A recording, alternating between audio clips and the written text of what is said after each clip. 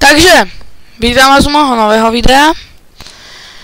Dneska tu po dlhej dobe máme ďalší záznam, ale dneska to bude trošku špeciálne.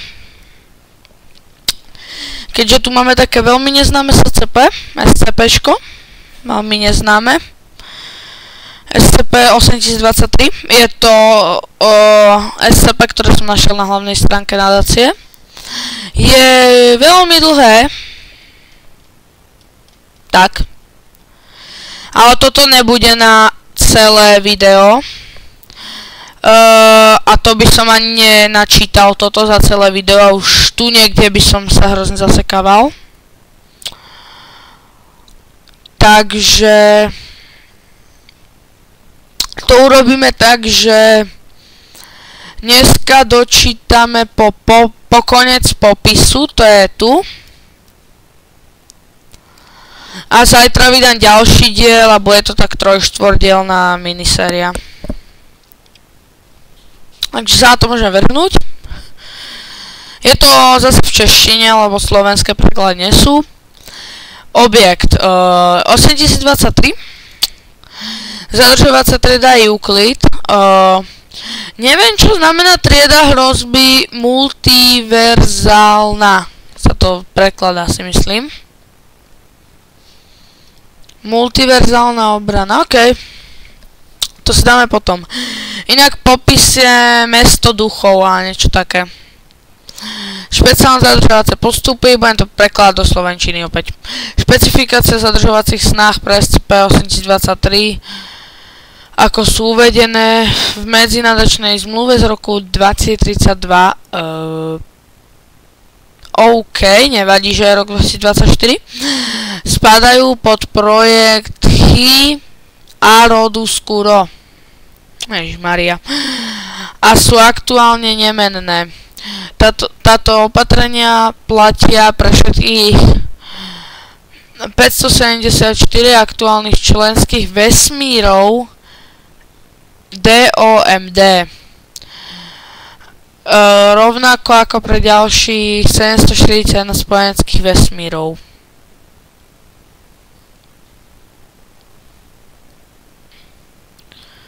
OK, toto bude zaujímavé. Tieto opatrenia zahrnujú primárne prevenciu šírenia zbytkových anomálií spojených s nimi, teraz prevažne rozpadnutou GOL X01 Re-UT-Spear podporu a kolaboráciu pri zadržovaní multiverzálnych anomálií spojených s GOL X01 SCP-7023, to neviem čo je, rozklikneme to keď tak na konci videa. SCP-8023 či s inými príbuznými anomáliami. Regulácia či zamedzenie cestovania do SCP-8023 podľa jednotlivých prípadov. Pre úplný zoznam uvedených zadržovacích procedúr VIS medzinárodná zmluva z roku 2032, modus operandi projektu Chiaroscuro alebo archívny dokument týkajúci sa prvej multiverzálnej krízy. Medzinárodná výskumná stanica pomenovaná Oblasť 1 bola zbudovaná vnútri SCP-8023 s povolením miestnej vlády. Zamestnanci priradení k oblasti 1 sú vymeňovaní v 30-mesačných intervaloch kvôli psychologickému stresu spôsobené lokálnou realitou a časovými anomáliami. Podľa nariadenej etickej komisie #7329-12 je pri výmene personálu oblasti 1 dávaná prednosť zamestnancom s dlhodobými fyzickými zdravotnými problémami. Terénni agenti pohybujúci sa v SCP-8023 sú vybavení špecializovanými s lampašmi vyrobenými z lokálnych materiálov, oblastným inžinierským personálom. Rovnež sú inštruovaní, aby zostávali v osvetlených oblastiach, pokiaľ to bude možné. Pôjdeme na popis, ale najprv si dáme toto oddelenie multiverzálnej obrany. DOMD.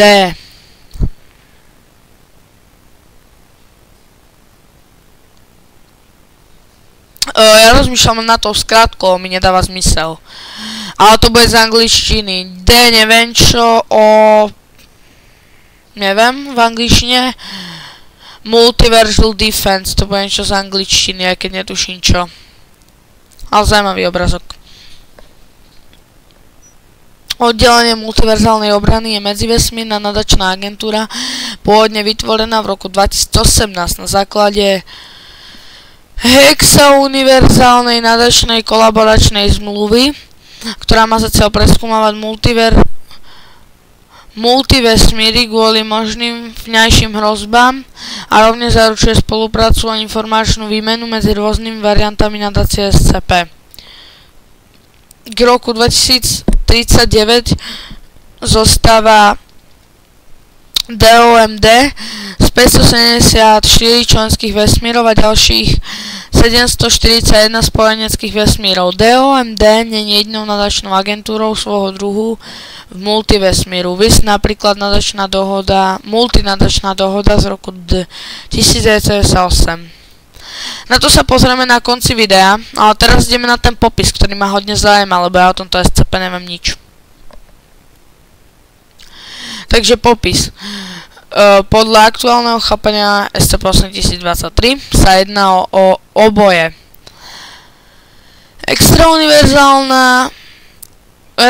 Extrauniverzálnu kapsu anomálneho časopriestoru skôr je označovaná ako vesmír XT/007V. Nehmotnou vrcholovou pluripotentnú entitu obývajúcu všetok priestor tejto kapsle je rovnež známa ako Mar-Duvin. Zaujímavý názov.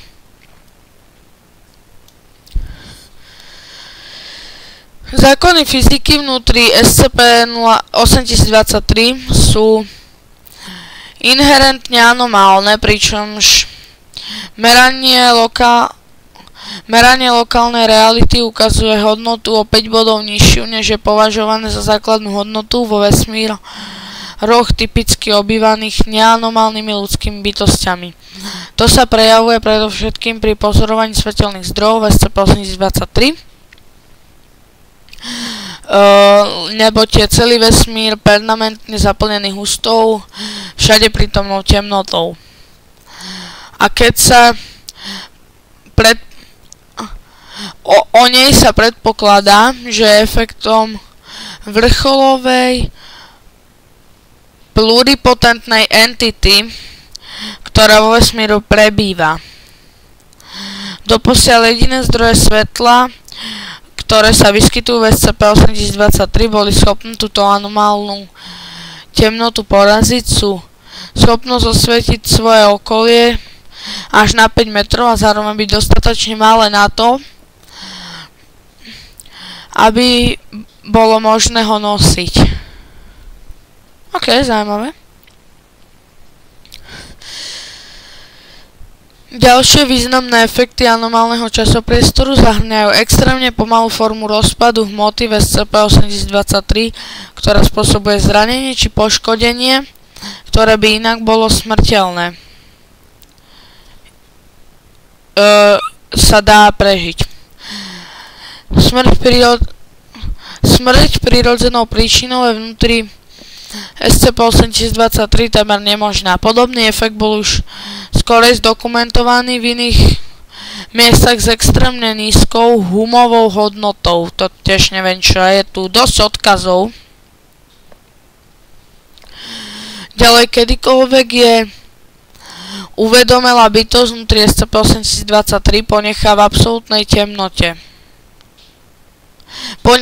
v absolútnej temnote, dojde eventuálne k jej teleportácii do inej časti 8023. Tu sa ospravedlňujem, že sa zasekol, len tu chýba medzera, tak no. Ma to trochu zaskočilo. Ktorá je rovnež v absolútnej temnote väčšinou blízko zdroja svetla či štruktúry. Často temer v tajnom mieste, odkiaľ bola osoba pôvodne teleportovaná. Aktuálne nie je známe, či sú títo efekty vlastní anomálnym časopriestore, či sa jedná o vedomé úsilie zo strany vrcholovej entity o udržanie obyvateľov v bezpečí. Okrem toho je lokálne plynutie času veľmi nestabilné, čo často vedie k časovým anomáliám a rozdielom v tom, ako miestni obyvateľia vnímajú čas. Vďaka tomu bolo možné, aby v dobe svojho objavenia nadáciou mala miestna komunita vybudovanú infraštruktúru o stovkách budov. Sotva 10 rokov po svojom založení. Tento extra univerzálny časopriestor je potenciálne nekonečný a prázdny. Okrem neuklidovského priestoru v jej strede, zostáva z tmavo-šedivej kamenitej látky. V SCP-8023 bola založená lokálna komunita ľudí, označená ako Freeport #23, známa medzi nimi ako Gazar N alebo Mesto prekliatých. To tam tiež písalo na tej oficiálnej stránke, sa to volá, tuším, Mesto prekliatých. Tento rozľahlý priestor nebol doposiaľ plne preskúmaný kvôli anomálnej lokálnej topografii spolu s rozlohou, avšak podľa odhadov miestnych sa mesto rozkladá na 780 k 950 km štvorcovým. Ovšem v posledných rokoch sa významne rozrástlo. Lokálna atmosféra je dýchateľná, byť s menšími obťažmi, neboť dosahuje o niečo menej kyslíku, než aké sú ľudia z väčšiny základných vesmírov zvyknutí. Inak niektoré slova čítam v češtine, lebo neviem, jak sa prekladajú. Tamer všetci obyvatelia SCP-8023 sú ľudia a fungujú ako napol trvalí občania, neboť mesto nemá žiadny prísun potravín, má nízke životné štandardy pre permanentné obývanie a dezorientujúcu lokálnu geografiu. Z toho pôvodu je SCP-8023 a FP-23 prevažne obývané multiverzálnymi uprchlíkmi spolu s prekliatými, čo je termín odkazujúci na osoby s jakoukoľvek podobou smrteľnej nevyliečiteľnej kondície, ako sú choroby, zranenia či kliatby. Zaujímavé je, že približne 19% dotázaných obyvateľov bolo ovlivnené SCP-7023 a nedávnou multiverzálnou krízou. To tiež potom môžeme sa na to pozrieť. Prekliatí sú multiverzálni cestovatelia, ktorí v nepravidelných intervaloch prechádzajú do SCP-8023, aby dočasne unikli svojej kondícii a zostávajú v anomálii po tak dlho, ako sú schopní. Miestni obyvatelia vnímajú entitu Marduin, vrcholovú entitu označenú ako SCP-8023, ako benevolentnú božskú bytosť, ktorá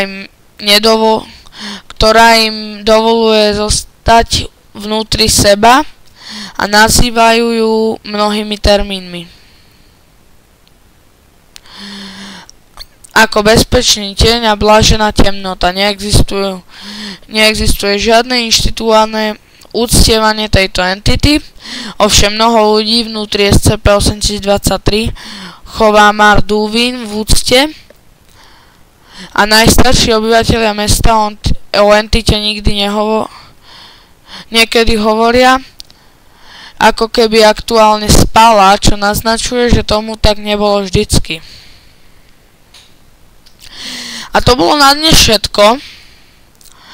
Zajtra uvidíme, pokiaľ sa dostaneme.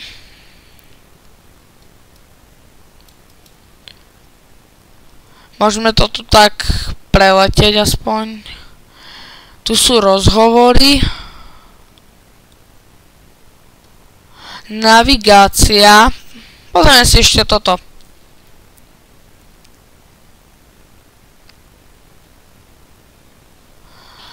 Scenára, keď subjekt opustí osvetlenú oblasť SCP-8023, eventuálne sa dostane do inej osvetlenej oblasti, väčšinou do tej, z ktorej odišiel, aj keby neustále šiel rovne. Scenár B, subjekt opúšťa osvetlenú oblasť, ale nesie zdroj svetla do temnoty, čím je zabránené spusteniu efektu transportačnej anomálie. Subjekt neskôr prichádza do novej lokácie. Takže tu máme nejaké scenáre. Nemáme tu ešte niečo po bokoch, čo by bolo zaujímavé? Nemáme.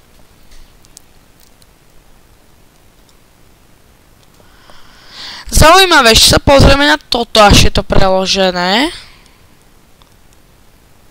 To neviem, čo je, tak.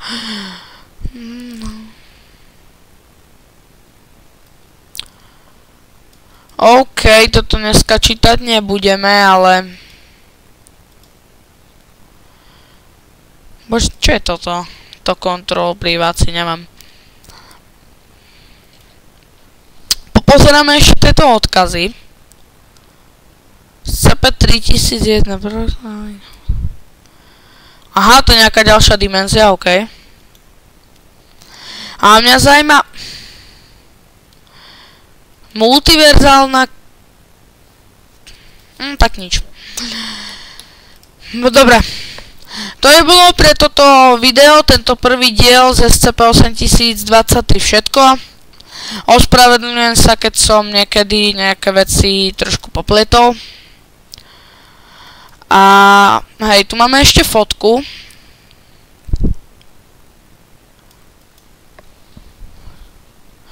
Takže takto to nejak vyzerá, to je z tej dimenzie SCP-8023. Viete, čo ma zaujíma? Existujú nejaké fotky?